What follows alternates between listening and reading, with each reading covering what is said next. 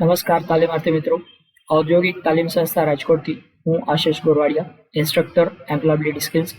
આજના સેશનમાં આપ સૌનું હાર્દિક સ્વાગત કરું છું. મિત્રો, આપણે લોકો શીખી રહ્યા છીએ સેમેસ્ટર 2માં ટોપિક 10. ટોપિકનું ટાઇટલ છે ક્વોલિટી મેનેજમેન્ટ, જેમાં ચેપ્ટર નંબર 50. ચેપ્ટર 50નું ટાઇટલ છે ક્વોલિટી ટૂલ્સ. ક્વોલિટી ટૂલ્સ એટલે ગુણવત્તા સુધારવા માટે, ગુણવત્તાના નિયમન માટે 7 અલગ અલગ સાધનો અહીંયા ડેવલપ કરવામાં આવેલા છે. આ 7 સાધનોમાંથી પાર્ટ 1માં આપણે 3 સાધનોની વાત કરીશું, જેમાં છે ચેકશીટ, હિસ્ટોગ્રામ અને પરેટો ચાર્ટ. તો મિત્રો સમજીએ ક્વોલિટી ટૂલ્સ. તો ગુણવત્તા નિયમન માટેના જે 7 સાધનો છે, અહીંયા તમારી સમક્ષ 7 સાધનો માટે એક ચિત્રના સ્વરૂપમાં મેં રજૂ કર્યા છે. ગુણવત્તા સુધાર માટે અને સમસ્યાના ઉકેલ માટે 7 ગુણવત્તા નિયામક સાધનો, જે સરળ આંકડાશાસ્ત્રીય સાધનો છે, આંકડાશાસ્ત્રીય પદ્ધતિથી ડેવલપ કરવામાં આવેલા આ સાધનો છે. આ સાધનો કોઈ પણ પ્રકારની સુધારણા કે સમસ્યાના ઉકેલ માટે યોગ્ય અભિગમ સૂચવે છે તથા નિરીક્ષણ માટે અને નિર્ણયની પ્રક્રિયાને સચોટ બનાવે છે, હેતુલક્ષી બનાવે છે, જેથી કરીને કોઈ પણ પ્રકારની સમસ્યા છે એનું સોલ્યુશન આ 7માંથી લાગુ પડતું જે સાધન હોય એ સાધનનો ઉપયોગ કરવાથી એ સમસ્યાનું નિરાકરણ કરી શકાય છે. આ સાધનો મોટાભાગે જાપાનમાં વિકસિત કરાયા હતા અને જાપાનના જે ક્વોલિટી ગુરુઓ તરીકે ઓળખવામાં આવે છે, ડેમિંગ અને જુરાન, બંને લોકોના નામ તમારે ખાસ યાદ રાખવાના છે. જાપાનના ક્વોલિટી ગુરુ જે ગણાય છે, ડેમિંગ અને જુરાન, એમના દ્વારા રજૂ કરવામાં આવ્યા હતા. તો આ 7માંથી સૌથી પહેલું સાધન છે ચેકશીટ. તો આવો મિત્રો સમજીએ ચેકશીટ શું છે. માહિતીનું એકત્રીકરણ અને વિશ્લેષણ કરવા માટે બનાવાયેલ માળખાયુક્ત ફોર્મને ચેકશીટ કહેવાય છે. આપ જોઈ શકો છો અહીંયા ચેકશીટનો એક નમૂનો તમારી સમક્ષ આપેલો છે. આમાંથી આખા દિવસ દરમિયાન કેટલા કાર્યો કરવાના થાય છે અથવા તો કયું કયું કામ થઈ ગયું છે એમ તમે ટીક મારતા જાઓ, એટલે તમારું કામ છે એ ઝડપથી થઈ શકે. તો આવી રીતે જેટલા પણ કાર્યો કરવાના હોય એના માટેની એક ચેકશીટ બની શકે, અથવા તો પ્રોબ્લેમ્સનું સોલ્યુશન કરવાનું હોય તો એના માટેની એક ચેકશીટ બની શકે કે કયા કયા પ્રોબ્લેમ્સ છે અને એમાંથી કેટલા પ્રોબ્લેમનું સોલ્યુશન થઈ ગયું છે. જેનું સોલ્યુશન થઈ ગયું છે એની સામે ટીક કરતા જાઓ. આ પ્રકારની જે શીટ તૈયાર કરવામાં આવે આને ચેકશીટ તરીકે ઓળખવામાં આવે છે. આ એક સામાન્ય કે વ્યાપક સાધન છે જે વિભિન્ન હેતુઓ માટે ઉપયોગમાં લઈ શકાય છે. માહિતી એકત્રિત કરવાથી કોઈ પણ જૂથ વધુ સારા નિર્ણય લઈ શકે છે, સમસ્યાઓનો સારી રીતે ઉકેલ કરી શકે છે, ઝડપથી ઉકેલ કરી શકે છે અને વ્યવસ્થાપનનો આધાર મેળવી શકે છે. ચેકશીટ સામાન્ય રીતે 2 પ્રકારની હોય છે, જેનો ઉપયોગ ગણાયેલ, મપાયેલ તથા સ્થાનિક માહિતીની નોંધ રાખવા માટે કરવામાં આવતો હોય છે. ચેકશીટ ક્યારે ઉપયોગમાં લેવી જોઈએ? તો જ્યારે એક જ વ્યક્તિ દ્વારા કે એક નિશ્ચિત સ્થળે માહિતીનું પુનરાવર્તિત અવલોકન શક્ય હોય. મતલબ કે એક વ્યક્તિના હાથમાં એ કાર્ય છે અને એક કાર્ય એણે એમાંથી કેટલા કાર્યો થઈ ગયા છે એની નોંધ રાખવાની છે. આવું જ્યારે કરવાનું થતું હોય ત્યારે ચેકશીટનો ઉપયોગ કરી શકાય છે. જ્યારે કોઈ ઘટનાની પુનરાવર્તિત ઘટના, સમસ્યા, ખામી કે તેનો વિસ્તાર અને ઉદ્ભવતા કારણો જેવી માહિતીને એકત્રિત કરવાની થતી હોય ત્યારે પણ ચેકશીટનો ઉપયોગ કરવાનો હોય છે. જ્યારે ઉત્પાદન પ્રક્રિયાની માહિતી એકત્રિત કરવાની હોય, કેટલું ઉત્પાદન થયું છે, ઉત્પાદનની અંદર કોઈ પણ સમસ્યા રહી છે કે નહીં, આના વિશેની માહિતી એકત્રિત કરવાની હોય ત્યારે પણ ચેકશીટ છે એ ઉપયોગમાં આવે છે. કઈ રીતે ઉપયોગમાં લઈ શકાય? તો સૌપ્રથમ કઈ ઘટના કે સમસ્યાનું અવલોકન કરવાનું છે તે નક્કી કરો અને માહિતી ક્યારે અને કેટલા સમયગાળા માટે એકત્રિત કરી શકાશે એ નક્કી કરવાનું રહેશે. માહિતી એકત્રીકરણ માટેનું એક ફોર્મ બનાવવાનું છે, જેમાં જેટલા બાબતોની સમસ્યાઓ છે કે જે બાબતોની માહિતી છે એના માટે અવલોકનો માટે ટિક માર્ક અથવા ક્રોસ માર્ક એવી નિશાની તમારે દર્શાવવાની છે. મતલબ કે જે લાગુ પડતું હોય એના માટે ટિક મારો અને જે લાગુ નથી પડતું એના માટે ક્રોસ માર્કની નિશાની કરતા જાઓ. ફોર્મના દરેક ખાનાને નામ આપવાનું રહેશે. મતલબ કે અહીંયા જેટલા પણ સમસ્યાઓ હોય એ દરેકનું અહીંયા લિસ્ટ તૈયાર કરવાનું છે. પહેલા ટૂંકા ગાળા માટે ચેકશીટનો ઉપયોગ કરીને સુનિશ્ચિત કરવું જોઈએ કે યોગ્ય પ્રમાણે આપણને માહિતી મળી રહી છે કે નહીં. અને જ્યારે કોઈ નિર્ધારિત ઘટના કે સમસ્યા બને કે તરત જ તેનો ચેકશીટમાં નોંધણી કરવી જોઈએ. ત્યારબાદ ચેકશીટનો ઉપયોગ શું છે? તો વિવિધ સમસ્યાઓના વિશ્લેષણ માટે માહિતીનું અવલોકન કરીને માહિતીનું એકત્રીકરણ કરવા માટે ચેકશીટ ઉપયોગમાં આવશે. એવી પ્રક્રિયાઓ કે જેમાં ઉત્પાદક, ઘટક કે વ્યક્તિ, સામગ્રી, મશીન, પદ્ધતિ અને ઉત્પાદન સમયની સ્થિતિ જેવા સ્પષ્ટ વિભાગોમાં વહેંચી શકાય તેવી પ્રક્રિયાઓમાં સતત અવલોકન માટે આ ચેકશીટ છે અતિ ઉપયોગી બને છે. ખામી, તેના ઉદ્ભવનું સ્થાન, ઉદ્ભવના કારણો જાણવા માટે અનિવાર્ય માહિતીને અગ્રતા ક્રમમાં આપણે આસાનીથી ગોઠવી શકીએ છીએ અને એ માહિતી જ્યારે જરૂર હોય ત્યારે એ માહિતીને આસાનીથી મેળવી શકાય છે. એના માટે ચેકશીટનો ઉપયોગ તમે ખૂબ જ સરળતાથી કરી શકશો. ત્યારબાદ બીજું સાધન છે જેને નામ આપ્યું છે હિસ્ટોગ્રામ. હિસ્ટોગ્રામ એટલે આ પ્રકારનો એક ડાયાગ્રામ તૈયાર કરવામાં આવતો હોય છે. આ ગુજરાતીમાં જેને કહેવાય છે સ્તંભ આલેખ. મિત્રો, તમે તમારા 10મા ધોરણની અંદર આલેખ, ગણિતની અંદર આલેખના ચેપ્ટરની અંદર આ પ્રકારના સ્તંભ આલેખ શીખી ગયા છો, તો એને હિસ્ટોગ્રામ તરીકે ઓળખવામાં આવે છે. તો હિસ્ટોગ્રામ એ એક પ્રકારનો સ્તંભ આલેખ છે જે આવર્તનના વિતરણો દર્શાવે છે. હિસ્ટોગ્રામ એકત્રિત માહિતીને સરળ ચિત્રાત્મક સ્વરૂપે રજૂ કરવા માટે આ હિસ્ટોગ્રામનો ઉપયોગ કરી શકાય છે, જેથી આપણને ખબર પડી શકે છે. માનો કે અલગ અલગ પ્રકારની સમસ્યાઓ એક અઠવાડિયામાં કેટલી વખત ઉદ્ભવી એના માટેનો હિસ્ટોગ્રામ તૈયાર કરવામાં આવે. તો માનો આ પહેલા નંબરની સમસ્યા છે એ સૌથી વધારે વખત ઉદ્ભવી છે, બીજા નંબરની સમસ્યા છે એનાથી ઓછી છે, ત્રીજા નંબરની સમસ્યા એનાથી ઓછી છે. આમ તમે કમ્પેરિઝન કરી શકો છો કઈ કઈ સમસ્યાઓનો ઉદ્ભવ થયો છે એક અઠવાડિયા દરમિયાન. આવી રીતે જે કંઈ પણ બાબતો ઉપર તમારે આ ગ્રાફ તૈયાર કરવો હોય એ ગ્રાફનો વલણ છે એ તમે જાણી શકશો કે સમસ્યાઓમાં વધારો થઈ રહ્યો છે, કઈ સમસ્યામાં વધારો થઈ રહ્યો છે અને કઈ સમસ્યામાં ઘટાડો થઈ રહ્યો છે એ તમે જાણી શકો છો. આ આલેખ દ્વારા વિતરણનો આકાર અને વિસ્તાર જોઈ શકાતો હોવાથી આપણે સામાન્ય રીતે સમસ્યાના કારણો સરળતાથી જાણી શકીએ છીએ. હિસ્ટોગ્રામ ક્યારે ઉપયોગમાં લેવો જોઈએ? તો જ્યારે માહિતી સંખ્યાત્મક રીતે આપણને ઉપલબ્ધ હોય. માનો કે તમને એવી માહિતી ઉપલબ્ધ હોય કે એક અઠવાડિયામાં પહેલા નંબરની સમસ્યા છે 10 વખત ઉદ્ભવી છે, બીજા નંબરની સમસ્યા 5 વખત ઉદ્ભવી છે. આમ આંકડાકીય રીતે તમે એ દર્શાવી શકતા હોય ત્યારે, સંખ્યાત્મક રીતે દર્શાવી શકતા હોય ત્યારે આ હિસ્ટોગ્રામ ઉપયોગી બને છે. માહિતી વિતરણનો આકાર જાણવો હોય ત્યારે પણ આ હિસ્ટોગ્રામ ઉપયોગમાં લઈ શકાય છે. ઉત્પાદન ગ્રાહકને સંતોષ આપી શકે છે કે કેમ તેનું વિશ્લેષણ કરવું હોય તો એના માટે પણ આ હિસ્ટોગ્રામ ઉપયોગી થાય છે. પ્રક્રિયામાં ફેરફાર ક્યારે થાય છે તે જાણવું હોય, મતલબ કે કયા સંજોગોમાં કઈ કઈ જગ્યાએ પ્રક્રિયામાં ફેરફાર આપણને નોંધાય છે એ જાણવું હોય તો એના માટે પણ હિસ્ટોગ્રામ ઉપયોગી છે. બે કે વધુ પ્રક્રિયાના પરિણામ છે એનું કમ્પેરિઝન કરવું હોય, બરાબર, આપણે અહીંયા જોઈ શકો છો કે દરેક પ્રકારની સમસ્યાઓ છે એનું આપણે કમ્પેરિઝન કરી શકીએ છીએ કે ભાઈ પહેલા નંબરની સમસ્યા અને છેલ્લા નંબરની સમસ્યા એમાંથી કઈ વધારે છે. આમ તમે સરળતાથી કમ્પેરિઝન કરી શકો છો. એના માટે પણ આ હિસ્ટોગ્રામ ઉપયોગી છે. અને જ્યારે અન્યોને માહિતી સરળતાથી સમજાવવી હોય, બરાબર, તો આ હિસ્ટોગ્રામનો ચાર્ટ તમે કોઈ પણ વ્યક્તિની સમક્ષ પ્રસ્તુત કરશો તો એ વ્યક્તિને તરત જ સમજાઈ જશે કે અહીંયા કઈ સમસ્યા છે વધારે છે અને કઈ સમસ્યા ઓછી છે. તો આ પ્રમાણે તમે એ સરળતાથી સમજાવવા માટે પણ હિસ્ટોગ્રામનો ઉપયોગ કરી શકો છો. ત્યારબાદ હિસ્ટોગ્રામ કઈ રીતે ઉપયોગમાં લઈ શકાય? તો સૌથી પહેલાં તો અવલોકનની એક શ્રેણીની ગણતરી કરવી પડશે, મતલબ કેટલા અવલોકનો છે અને એને કેવી રીતે આપણે વર્ગીકૃત કરી શકીશું એ નક્કી કરવાનું છે. ત્યારબાદ આવૃત્તિ વિતરણનું એક કોષ્ટક નક્કી કરો. આવૃત્તિ વિતરણનું કોષ્ટક નક્કી કરવું મતલબ કે તમારે એક કોષ્ટક તૈયાર કરવાનું છે. પહેલા નંબરની સમસ્યા તો એ કેટલી વખત ઉદ્ભવી છે, બીજા નંબરની સમસ્યા કેટલી વખત ઉદ્ભવી, ત્રીજા નંબરની સમસ્યા કેટલી વખત ઉદ્ભવી. આમ એક કોષ્ટકમાં એને વર્ગીકૃત કરવાનું છે. અને ત્યારબાદ વર્ગ અંતરાલ નક્કી કરો. એ સમસ્યા છે માનો કે 5 થી 10 વખત ઉદ્ભવી, 10 થી 15 વખત ઉદ્ભવી, 15 થી 20, એમ રીતે તમે અંતરાલ નક્કી કરી શકો છો. અને એ અંતરાલ તમે અહીંયા દર્શાવી શકો, જેમ કે અહીંયા 1, 5, 10, 50, 100 આવી રીતે તમે વાય એક્સિસ ઉપર જે દર્શાવ્યા છે એને અંતરાલ નક્કી કર્યા એમ કહેવાય. વર્ગની સીમાઓ અને મધ્યસ્થ બિંદુઓ નિર્ધારિત કરવા. આ ઉપરાંત પહેલા નંબરની સમસ્યા છે તો એની સીમા કેટલે સુધીની છે એ અહીંયા નિર્ધારિત કરી દીધું, બીજા નંબરની સમસ્યા નિર્ધારિત કરી દીધી, ત્રીજા નંબરની સમસ્યા નિર્ધારિત કરી દીધી. અને ત્યારબાદ અવલોકને સુસંગત હોય એવું આવૃત્તિ વિતરણનું કોષ્ટક તૈયાર કરો. આ કોષ્ટક ઉપરથી તમે આ પ્રમાણેનો ગ્રાફ છે એ તૈયાર કરી શકશો. એક્સ ધરી પર વર્ગ અંતરાલો અને વાય ધરી પર આવૃત્તિ લઈને સ્તંભ આલેખ તૈયાર કરી શકો છો.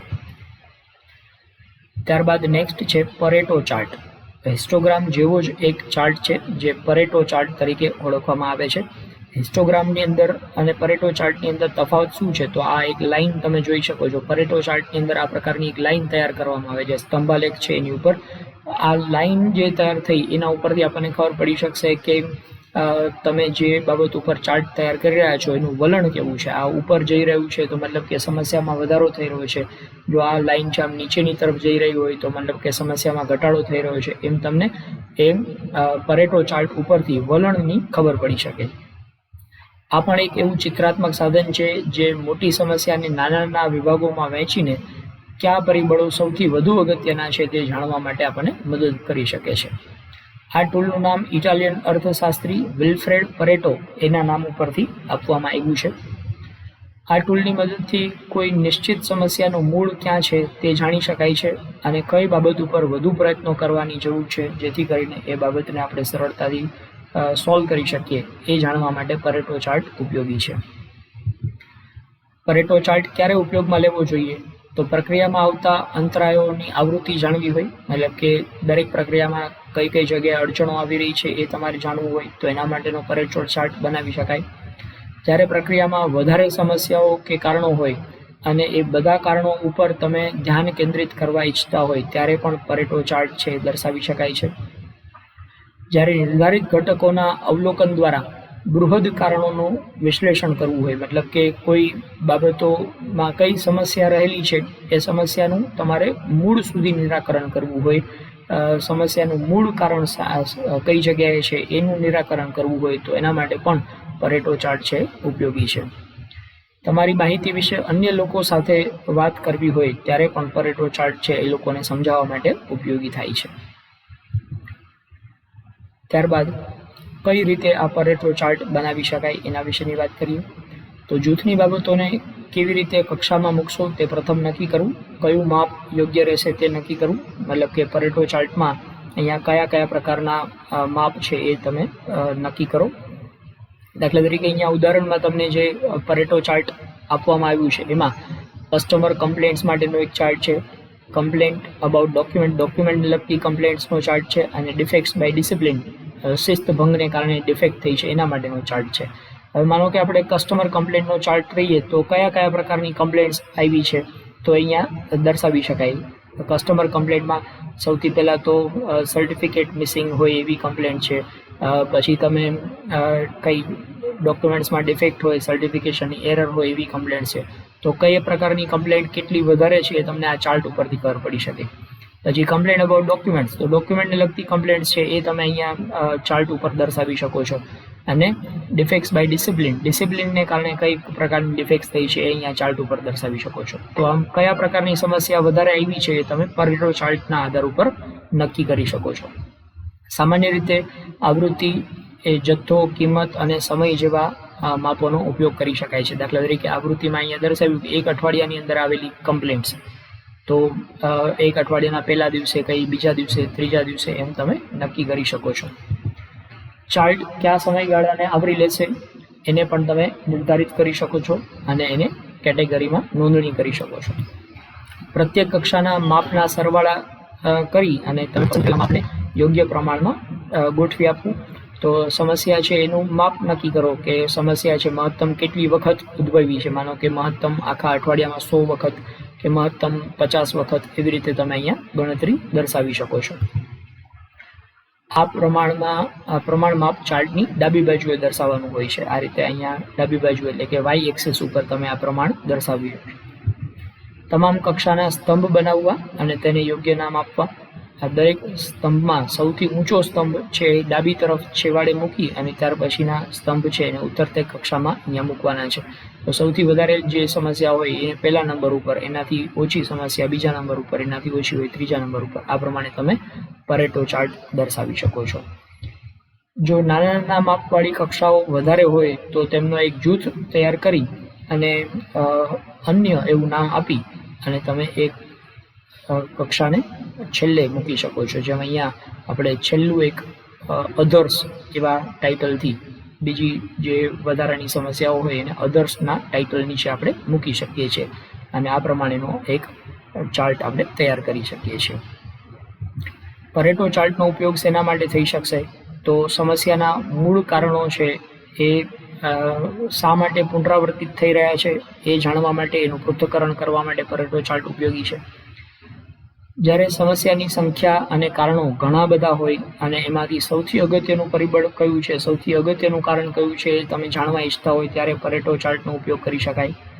સમસ્યાને જ્યારે ક્રમ અને અગ્રતા ક્રમ આપવા માંગતા હોય કે કઈ સમસ્યા વધારે છે અને કઈ સમસ્યા ઓછી છે, એનો અગ્રતા ક્રમ નક્કી કરવો હોય ત્યારે પણ પરેટો ચાર્ટ ઉપયોગી છે. ત્યારબાદ નિશ્ચિત ઘટકોના અવલોકન દ્વારા વિસ્તૃત કારણોનું પૃથ્થકરણ કરવું હોય તો કયા પ્રકારની સમસ્યા કયા કારણને હિસાબે ઉદ્ભવી છે એ કારણોનું પૃથ્થકરણ કરવા માટે પણ તમે અહીંયા પરેટો ચાર્ટનો ઉપયોગ કરી શકો છો. દાખલા તરીકે ગ્રાહકોની સંખ્યામાં ઘટાડો થઈ રહ્યો છે, આપણી સમસ્યા છે, તો આ સમસ્યાનું મૂળ કારણ શું છે એ આપણે અહીંયા ગોતી શકીએ કે પરેટો ચાર્ટમાં સૌથી ઊંચો જે સ્તંભ બનશે એ આપણને કહી શકશે કે ભાઈ ગ્રાહકો શું કામ ઘટી રહ્યા છે. તો કે આ સૌથી ઊંચો સ્તંભ છે એ શેનો છે? એ સ્તંભ જે સમસ્યા દર્શાવતો હોય એ સમસ્યાને કારણે આપણા ગ્રાહકોમાં ઘટાડો થઈ રહ્યો છે, તો એ સમસ્યાનું તમે નિરાકરણ કરી શકશો. તમારી માહિતીના વિશ્લેષણ અંગે તમે બીજા લોકોને સમજાવવા માંગતા હોય ત્યારે પણ પરેટો ચાર્ટ છે એ ઉપયોગી થાય છે. તો આ પ્રમાણે 3 ક્વોલિટી ટૂલ્સ વિશેની માહિતી આપણે મેળવી. Thank you.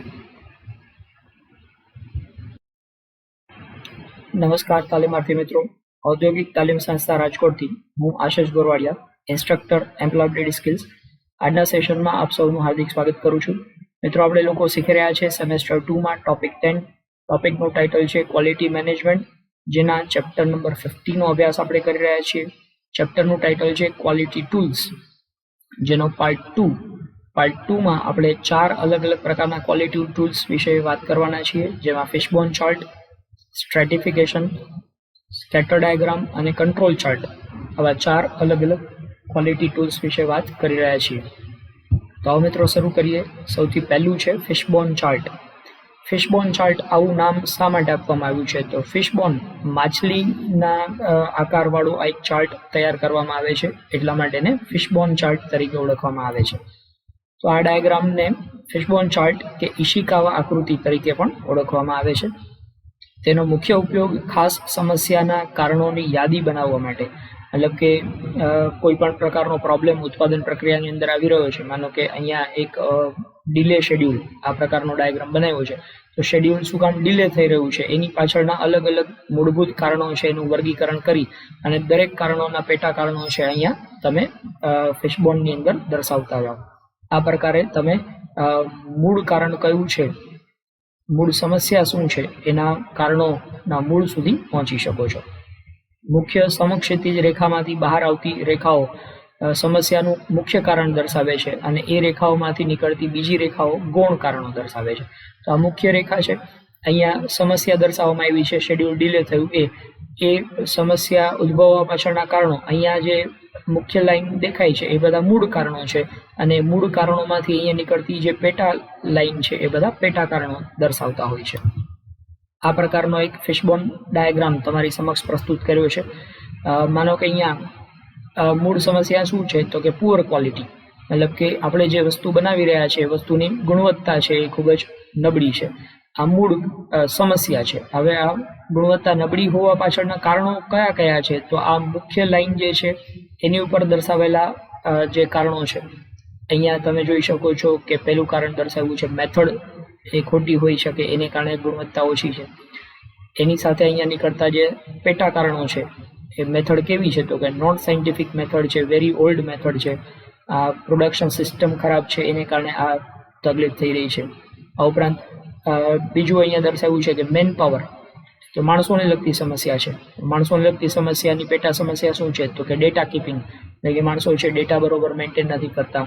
Poor time keeping, એ લોકો સમયસર કામ નથી કરતા, બરાબર. આમ મૂળ જે સમસ્યા છે એ સમસ્યાના કારણો આ ડાયાગ્રામ ઉપર દર્શાવવામાં આવે છે અને એ ડાયાગ્રામ ઉપરથી આપણે સમજી શકીએ છીએ કે કયા મુખ્ય કારણો છે અને કયા ગૌણ કારણો છે જેને કારણે અહીંયા ગુણવત્તામાં ઘટાડો થઈ રહ્યો છે. તો આ પ્રકારનો એક ડાયાગ્રામ, જેને ફિશ બોન ડાયાગ્રામ, એટલે કે આપ જોઈ શકો છો કે માછલીના આકારમાં ડાયાગ્રામ બને છે, એટલા માટે એને ફિશ બોન ડાયાગ્રામ કહેવામાં આવ્યો છે. ક્યારે ઉપયોગમાં લેવો જોઈએ આ ડાયાગ્રામ? તો જ્યારે સમસ્યાના સંભવિત કારણોને તમારે ઓળખવા હોય, અને ખાસ કરીને જ્યારે જૂથના સભ્યો તે બાબતે અંતહીન ચર્ચાઓ જ કરતા રહેતા હોય, મતલબ કે મૂળ કારણ કયું છે અને એને કેવી રીતે સોલ્વ કરવું એનો કોઈ નિષ્કર્ષ ન આવી શકતો હોય, તો એવા સંજોગોમાં આ ડાયાગ્રામ તમે ડેવલપ કરો તો મૂળ કારણ વિશે આપણને ખબર પડી શકે. કેવી રીતે આ ડાયાગ્રામ ઉપયોગમાં લેવો જોઈએ? તો સૌથી પહેલા તો સમસ્યાનું કથન કરવું, તેને બોર્ડ કે ચાર્ટ પેપરની જમણી બાજુ ઉપર લખી લેવું જોઈએ. તો કે મૂળ સમસ્યા કઈ છે અહીંયા જમણી બાજુએ તમે લખી લો. તેની આસપાસ ચોરસ બોક્સ બનાવી દો અને તેમાંથી એક મધ્ય લાઈન તૈયાર કરો. અહીંયા એક મૂળ સમસ્યા, એમાંથી મધ્ય લાઈન અહીંયા તૈયાર કરી. સંભવિત કારણોની મુખ્ય કક્ષા નક્કી કરવી. જો ન નક્કી કરી શકાય એમ હોય તો પદ્ધતિ, યંત્રો, લોકો, સામગ્રી, માપ વગેરે જેવા પરિબળો એ મુખ્ય કારણો છે એમ દર્શાવી શકાય. સમસ્યાના આ કારણોને મુખ્ય રેખા સાથે જોડો. અહીંયા જે કારણો તમે લખ્યા છે એ કારણોને મુખ્ય લાઈન સાથે અહીંયા કનેક્ટ કરી દેવાના છે. વિચારો કે આવું શા માટે બન્યું અને તેના સંભવિત કારણોની નોંધ લો. તો માનો કે અહીંયા મશીનને લગતી સમસ્યા છે, તો એ કયા પ્રકાર, શું કામ સમસ્યા થઈ રહી હોય એના માટેના કારણો અહીંયા વિચારો અને એ કારણો અહીંયા લખો. પછી માણસોને લગતી સમસ્યા છે, તો એ શા માટે ઉદ્ભવી હોય એના માટેના જે પેટા કારણો છે એ તમે અહીંયા દર્શાવી શકો છો. તે પૈકીના દરેક કારણો માટે ફરી વિચારો કે આ પ્રકારની સમસ્યા શા માટે બની છે અને એના સંભવિત પેટા કારણો પણ નોંધી લો. આ રીતે તમે સમસ્યાના મૂળ સુધી પહોંચી શકશો. શા માટે આ સમસ્યા બની છે એ તમને ખબર પડી જશે. ત્યારબાદ નેક્સ્ટ છે સ્ટ્રેટિફિકેશન, જેને ગુજરાતીમાં કહેવાય છે સ્તરીકરણ. સ્તરીકરણ એક એવી પ્રયુક્તિ છે જે અન્ય પ્રયુક્તિઓ સાથે જોડાયેલી માહિતીનું પૃથ્થકરણ કરવા માટે વપરાય છે. તેને ફ્લો ચાર્ટ કે રન ચાર્ટ તરીકે પણ ઓળખવામાં આવે છે. તો અહીંયા જે મૂળ સમસ્યા હોય એ તમે દર્શાવી, પછી મૂળ સમસ્યાના પેટા કારણો જે હોય એ તમે દર્શાવ્યા, એ પેટા કારણના પેટા પ્રકારો જે કંઈ પણ હોય એ તમે આમ સ્તર પ્રમાણે દર્શાવી શકો છો. એટલા માટે આને આ પહેલું સ્તર, આ બીજું સ્તર, ત્રીજું સ્તર, એટલા માટે આને સ્ટ્રેટિફિકેશન એટલે કે સ્તરીકરણ એવું નામ આપવામાં આવ્યું છે. જ્યારે વિવિધ સ્ત્રોતોમાંથી માહિતી એકત્રિત કરવામાં આવતી હોય ત્યારે ઘણીવાર તેનું યોગ્ય કે ચોક્કસ અર્થઘટન કરવું મુશ્કેલ બનતું હોય છે, ત્યારે આ સ્તરીકરણ છે એ ઉપયોગમાં આવે છે.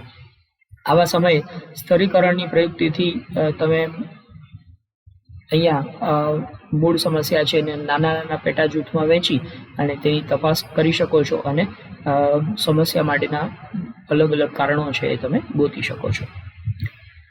ક્યારે આ પ્રકારનું સ્ટ્રેટિફિકેશન ઉપયોગમાં લેવું જોઈએ? તો માહિતી એકત્રિત કરતા પહેલા, જ્યારે માહિતી વિવિધ સ્ત્રોતો કે પરિસ્થિતિ જેવી કે અલગ અલગ પાળીમાંથી આવતી માહિતી, અલગ અલગ અઠવાડિયાના દિવસોની માહિતી, અલગ અલગ પ્રકારના સપ્લાયર્સ પાસેથી આવેલી માહિતી, આમ અલગ અલગ સ્તરમાંથી આવતી માહિતી છે એનું તમારે પૃથ્થકરણ કરવું હોય ત્યારે આ સ્ટ્રેટિફિકેશન છે એ ઉપયોગી બને છે.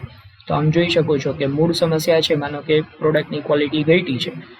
ક્વોલિટી ઘટી એની પાછળ કોણ કોણ જવાબદાર હોય? તો કે કર્મચારીઓ જવાબદાર હોય, સપ્લાયર જવાબદાર હોય, પછી મશીનરી જવાબદાર હોય. આમ તમે પેલું સ્તર નક્કી કર્યું. કર્મચારીઓ શું કામ જવાબદાર છે? તો કર્મચારીઓ જવાબદાર છે એના કારણો અહીંયા તમે બીજા સ્તર ઉપર દર્શાવો. સપ્લાયર શું કામ જવાબદાર છે? તો એના કારણો અહીંયા બીજા સ્તર ઉપર દર્શાવો. મશીનરી કેવી રીતે જવાબદાર છે? તો એના કારણો તમે અહીંયા ત્રીજા સ્તર ઉપર દર્શાવો. આ પ્રમાણે તમે સ્ટ્રેટિફિકેશન દર્શાવીને કઈ સમસ્યા શેના કારણે ઉદ્ભવી છે એના કારણો તપાસી શકો છો. કેવી રીતે આને ઉપયોગમાં લેવું જોઈએ? તો સૌથી પહેલા માહિતી એકત્રિત કરતા પહેલા નક્કી કરો કે માહિતી કયા કયા સ્ત્રોતોની અસર અથવા પરિણામ પર પડશે. માહિતી એ રીતે એકત્રિત કરો જેમાં એ સ્ત્રોતની વિગતવાર માહિતી મેળવી શકાય. સમસ્યાના દરેક સ્ત્રોત છે એની વિગતવાર માહિતી મેળવી લેવાની છે. ત્યારબાદ સ્કેટર ડાયાગ્રામ. સ્કેટર ડાયાગ્રામ આ વસ્તુને સ્કેટર આકૃતિ તરીકે ઓળખવામાં આવે છે. આ એવા પ્રકારનો આલેખ છે જેમાં બે ચલ વચ્ચેનો સહસંબંધ તાદરસ કરી શકાય છે. મતલબ કે બે અલગ અલગ પ્રકારના વેરિયેબલ્સ તમને આપવામાં આવ્યો હોય, એ વેરિયેબલ વચ્ચેનો સહસંબંધ શું છે એ તમે અહીંયા નક્કી કરી શકો છો. દાખલા તરીકે આપણે કહીએ કે પ્રાઇસ અને ડિમાન્ડ, એટલે કે કિંમત અને કિંમતની સાથે માંગ આની વચ્ચેનો શું સંબંધ છે એ દર્શાવવું હોય તો સ્કેટર ડાયાગ્રામ ઉપરથી આપણે દર્શાવી શકીએ. માનો કે કિંમત અહીંયા આમ વધી રહી છે તો એને કારણે વસ્તુની માંગમાં આમ ઘટાડો થઈ રહ્યો છે, તો આ ડાયાગ્રામ છે આમ ડાઉનવર્ડ સ્લોપિંગ ડાયાગ્રામ બનશે. તો આનો મતલબ એવો થયો કે કિંમતમાં જેમ જેમ વધારો થાય છે એમ માંગમાં ઘટાડો થઈ રહ્યો છે, તો મતલબ કે આની વચ્ચેનો સંબંધ છે કેવો છે તો કે ઋણ સંબંધ છે એમ દર્શાવી શકાય. તો કોઈ સમસ્યાઓ વચ્ચે કેવા પ્રકારનો સંબંધ છે? ધન સંબંધ હોય તો આમ અપવર્ડ સ્લોપિંગ ડાયાગ્રામ બનશે, ઋણ સંબંધ હોય તો આમ ડાઉનવર્ડ ડાયાગ્રામ બનશે. આ પ્રકારે ડાયાગ્રામ તૈયાર કરી અને તમે બે અલગ અલગ પ્રકારના વેરિયેબલ્સ છે એના ઉપર સંબંધ છે એ નક્કી કરી શકો છો. આ આલેખમાં એક ચલ બીજા ચલ સાથે સંબંધિત છે કે કેમ તે ચકાસવામાં આવે છે. આ આલેખ ક્યારે ઉપયોગમાં લેવો જોઈએ? તો જ્યારે તમારી માહિતી આંકડાકીય જોડીમાં હોય, મતલબ કે એક સમસ્યાને કારણે અથવા તો એક ફેક્ટરને કારણે બીજા ફેક્ટર ઉપર શું અસર થઈ, આવી રીતે બે જોડીમાં તમને જ્યારે માહિતી ઉપલબ્ધ હોય ત્યારે તમે આ ડાયાગ્રામ બનાવી શકો છો. જ્યારે આધારિત ચલોને એક કરતાં વધારે મૂલ્ય હોય અને પ્રત્યેક મૂલ્ય એ સ્વતંત્ર ચલ હોય, મતલબ કે તમને અહીંયા બે અલગ અલગ ચલ આપવામાં આવેલા હોય જેમાં એક છે એ બીજા ઉપર આધારિત હોય, ત્યારે તમે આ પ્રકારે ડાયાગ્રામ બનાવી શકો છો. જ્યારે એ ચકાસવું હોય કે બે ચલ વચ્ચે કોઈ પણ પ્રકારનો સંબંધ છે કે નહીં, ત્યારે પણ આ ડાયાગ્રામ ઉપયોગમાં લઈ શકાય છે. જ્યારે ફિશબોન આકૃતિની મદદથી કારણ અને પરિણામ નિર્ધારિત કર્યા હોય અને એ કારણ પરિણામ વચ્ચે ખરેખર સંબંધ છે કે નહીં એ તમારે જાણવું હોય, ત્યારે પણ આ ડાયાગ્રામ ઉપયોગમાં લઈ શકાય છે. આ ઉપરાંત જ્યારે તમારે એ નિશ્ચિત કરવું હોય કે બે પરિણામો જે સંબંધિત જણાય છે એ શા માટે, કયા કારણથી એ ઉદ્ભવ્યા છે એ જાણવા માટે પણ સ્કેટર ડાયાગ્રામ ઉપયોગમાં આવી શકશે. કંટ્રોલ ચાર્ટ બનાવતા પહેલા સ્વયં સહસંબંધ દર્શાવવો હોય ત્યારે પણ આ સ્કેટર ડાયાગ્રામ ઉપયોગમાં આવશે. કેવી રીતે આ ડાયાગ્રામને ઉપયોગમાં લઈ શકાય? તો સહસંબંધની શક્યતા હોય એ પ્રકારની માહિતી તમે એકત્રિત કરી છે, એમાં એક્સ ધરી ઉપર સ્વતંત્ર ચલ અને વાય ધરી ઉપર સંબંધિત ચલને તમે દર્શાવી શકો છો. અહીંયા આપણે પ્રાઇસ અને ડિમાન્ડની વાત કરી તો આમ વાય એક્સિસ ઉપર તમે પ્રાઇસ દર્શાવી છે અને એક્સ એક્સિસ ઉપર તમે ડિમાન્ડ દર્શાવો છો. તો આમ પ્રાઇસ અને ડિમાન્ડ એ એક્સ અને વાય એક્સિસ ઉપર તમે ગોઠવી દો.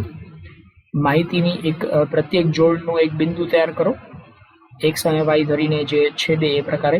માનો કે અહીંયા 5 રૂપિયાની કિંમત હતી ત્યારે ડિમાન્ડ કેટલી રહી એ તમે દર્શાવો. પછી 10 રૂપિયાની કિંમત ઉપર ડિમાન્ડ કેટલી થઈ, 15 રૂપિયાની કિંમત ઉપર ડિમાન્ડ કેટલી થઈ, આમ અલગ અલગ બિંદુઓ તમે દર્શાવી શકો છો.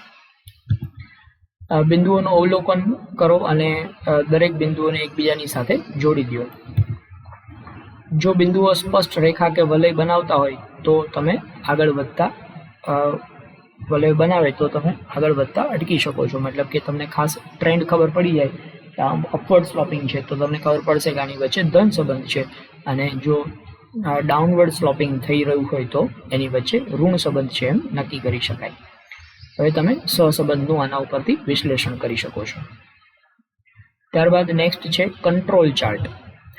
તો આ પ્રકારનો એક ચાર્ટ તૈયાર કરવામાં આવતો હોય છે જેને કંટ્રોલ ચાર્ટ તરીકે ઓળખવામાં આવે. આ ચાર્ટની અંદર અપર લિમિટ નક્કી કરવામાં આવેલી હોય, લોઅર લિમિટ નક્કી કરવામાં આવેલી હોય અને એવરેજ અહીંયા તૈયાર કરવામાં આવેલી હોય છે. તો શોર્ટ અને ડેમિંગના કાર્ય આધારિત આ કંટ્રોલ ચાર્ટ તૈયાર કરવામાં આવેલો છે, જે રેખિક આલેખન છે. કોઈ પણ સમસ્યા અથવા તો કોઈ પણ વિગતો તમારે રેખાચિત્રના સ્વરૂપમાં દર્શાવવું હોય ત્યારે આ કંટ્રોલ ચાર્ટ ઉપયોગમાં આવશે. આ આલેખમાં સરેરાશની કેન્દ્રીય રેખા હોય છે, મતલબ કે આ જે મિડલમાં જે રેખા બનાવી છે એ એવરેજ આઉટપુટ માટેની રેખા છે. ઉચ્ચ નિયંત્રણ મર્યાદા એટલે કે અપર કંટ્રોલ લિમિટ દર્શાવેલી હોય છે, અને નીચેની રેખા છે એ નીચલી મર્યાદા, નિમ્ન નિર્ણય મર્યાદા તરીકે એટલે કે લોઅર કંટ્રોલ લિમિટ દર્શાવી હોય છે. આ રેખાઓ ગાણિતિક રીતે નક્કી કરવામાં આવે છે. આ રેખાઓની સરખામણી વાસ્તવિક રેખાઓ સાથે કરવાથી જાણી શકાય છે કે પ્રક્રિયામાં ભિન્નતા નિયંત્રિત કારણોને લીધે છે કે કોઈ અણધાર્યા કારણોને લીધે છે. તો જે સમસ્યા ઉદ્ભવી છે એ કયા કારણોને લીધે ઉદ્ભવી છે એ તમે આ કંટ્રોલ ચાર્ટ ઉપરથી નક્કી કરી શકો છો. ચલ માહિતી માટે ચાર્ટ નિયંત્રિત કરો અને એની જોડીઓ તમે દર્શાવી શકો છો. ટોપ ચાર્ટ સરેરાશની અથવા માહિતી વિતરણના કેન્દ્ર પર ધ્યાન કેન્દ્રિત કરી અને જ્યારે નીચેનો ચાર્ટ છે એ વિતરણની પહોળાઈ પર ધ્યાન કેન્દ્રિત કરે છે. ક્યારે ઉપયોગમાં લેવો જોઈએ કંટ્રોલ ચાર્ટ? તો કે જ્યારે સમસ્યા થાય ત્યારે સમસ્યાની ઓળખ તથા સુધાર કરવા માટે ચાલુ પ્રક્રિયાને નિયંત્રિત કરતી વખતે તમારે આ કંટ્રોલ ચાર્ટ ઉપયોગમાં લઈ શકાય. પ્રક્રિયાની અપેક્ષિત શ્રેણીની આગાહી કરતી વખતે આ કંટ્રોલ ચાર્ટ છે ઉપયોગમાં લઈ શકાય છે. જ્યારે કોઈ પ્રક્રિયા આંકડાકીય રીતે નિયંત્રણમાં લેવી હોય તો પણ કંટ્રોલ ચાર્ટ છે ઉપયોગમાં લઈ શકાય છે. વિશિષ્ટ કારણો અથવા સામાન્ય કારણોમાંથી ઉદ્ભવતી કોઈ સમસ્યા છે એનું વિશ્લેષણ કરવું હોય તો પણ આ કંટ્રોલ ચાર્ટ ઉપયોગમાં લઈ શકાય છે. એ નિર્ધારિત કરવું હોય કે તમારા ગુણવત્તા સુધાર માટે પ્રોજેક્ટનું ચોક્કસ લક્ષ્ય શું છે અને એ ગુણવત્તાને અસર કરતા પરિબળો કયા કયા છે અને એ પરિબળોમાં સુધારો લઈ આવવો હોય ત્યારે પણ આ કંટ્રોલ ચાર્ટ છે ઉપયોગમાં લઈ શકાય છે. કેવી રીતે કંટ્રોલ ચાર્ટનો ઉપયોગ કરી શકાય? તો તમારી માહિતી માટે યોગ્ય કંટ્રોલ ચાર્ટ પસંદ કરો. માહિતીનું એકત્રીકરણ, આલેખન માટે સમયગાળો નક્કી કરો. કેટલા સમયગાળા માટેની આ માહિતી છે એ નક્કી કરો અને એના ઉપરથી તમે આલેખ બનાવો અને માહિતીનું વિશ્લેષણ કરો. નિયંત્રણની બહારના બિંદુઓ કયા કયા છે એ શોધી કાઢો. આ બિંદુઓ ઓળખાઈ જાય એટલે ચાર્ટ પર તેની નોંધ કરી લ્યો અને એ સમસ્યાના કારણો કયા કયા છે એને તપાસો. તમારા સંશોધનની નોંધ કરી લ્યો. તો આ પ્રકારે અલગ અલગ ચાર્ટ ની વાત કરી અને જેને કારણે આપણે સમસ્યાનું નિરાકરણ કરી શકીએ છીએ. આ દરેક પ્રકારના ટૂલ્સ છે એ ક્વોલિટી ઇમ્પ્રુવમેન્ટ માટે ઉપયોગમાં લેવામાં આવતા હોય છે. Thank you.